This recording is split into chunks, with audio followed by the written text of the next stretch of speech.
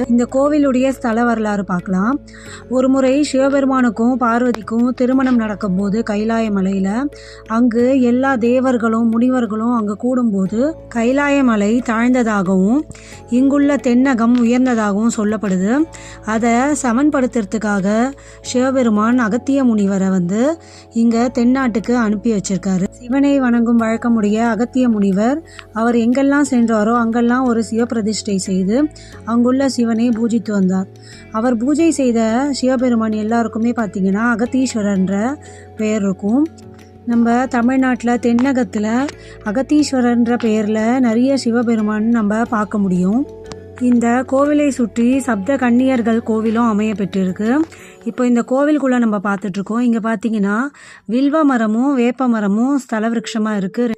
இந்த மரங்களுக்கு கீழே நாகர்கள்லாம் பிரதிஷ்டை பண்ணி அதை மக்கள் எல்லோரும் பூஜித்து வந்துட்டுருக்காங்க.